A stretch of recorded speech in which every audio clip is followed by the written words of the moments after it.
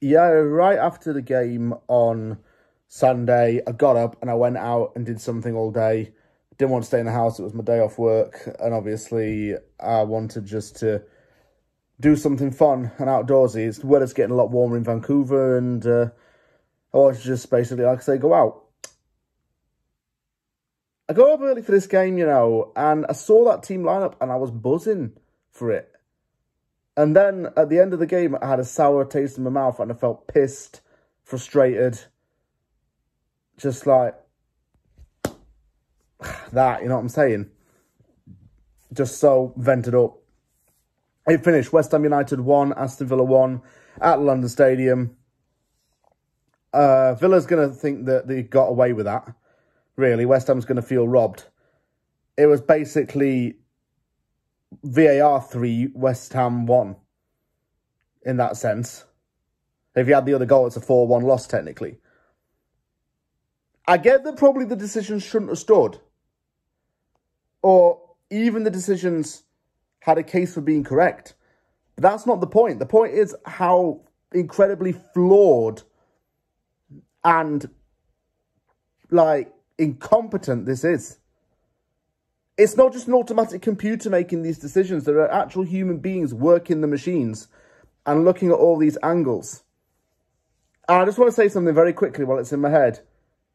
For the final disallowed goal, it took 5 minutes and 37 seconds to review at a monitor. That's the longest ever time spent checking a decision on field. Let me talk about the team lineups, and then I'll get into all the gritty stuff.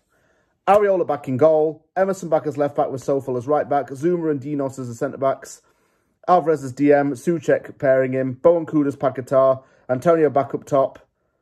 Then that meant that Bowen was on the wing again. Good team. Really good team. I could sense a lot of attack from both teams. I could sense goals in this game. Kind of felt like a bit of a 3 at the back though, with Kufal advancing a lot, but that was okay. It's a great chance early. Souček got in the way of Paquetá's shot. But it was good from West Ham. We looked controlled, level-headed, easy on the ball. Everyone knew where to pass to. Villa's defence struggled. Longley and Konza could not keep hold of the ball and made some very careless decisions. They gave the ball away a couple of times as well and resulted in counter-attacks going the other way. Sofal chance went wide and still needed to score that goal. I keep saying it until he scores it. Some good attacking space from West Ham really went at Villa's defence. Those lot did kind of struggle a lot. 1-0 came through Mikel Antonio's gliding header. Sofal put the cross in. Antonio dives low to head the ball in, with Martinez failing to react to it. It's his first Premier League goal, actually, since August. So that shows, well, he's been injured, but it just shows how long that's been. Konza, like I say, was the weak point. He was easy to play off, and we identified that. Villa had to make some subs at half-time, and they did. Matty Cash came on for Clement Longley, and it was a good decision for them to bring him on. John Duran had a very quiet game. He virtually did nothing, so on came Moussa Diaby. 2-0 West Ham came, and it came from a corner. I thought it went straight in. And I was saying to myself, has that just gone straight in from the corner? No, it's come off of Antonio, yeah? It looked that way, but the box was really crowded, and Bowen whipped it in. VAR looked at it, and it was handball. Antonio's hand is on his chest. It's not, and I repeat, not like he's pushing his arm out to push the ball in. His hand is on his chest, and he's cowering like that to stop him sticking his hands out, and it bounces off his hand.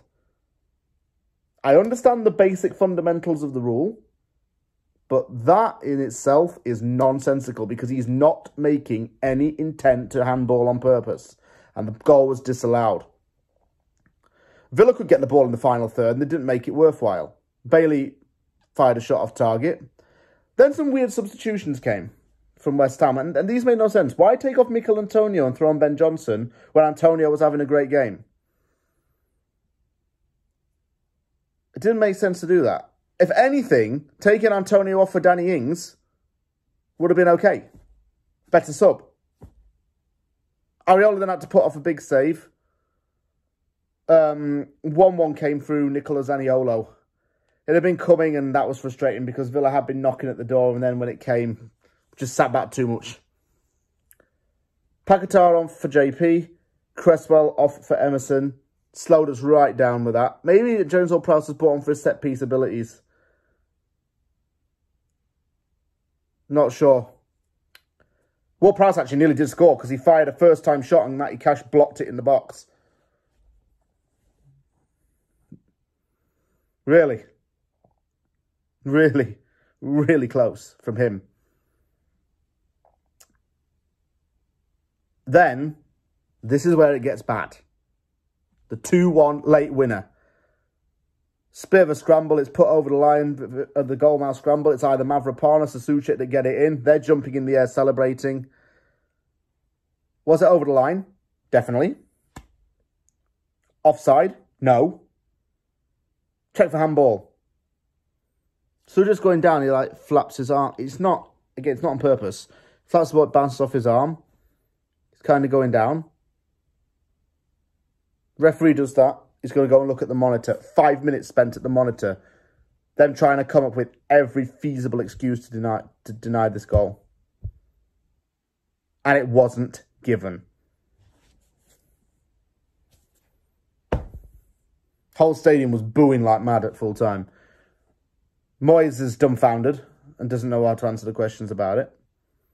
That decision's just something he can't explain. Something I can't explain even. It's just mad. Absolute mad. It's just absolute madness that happened.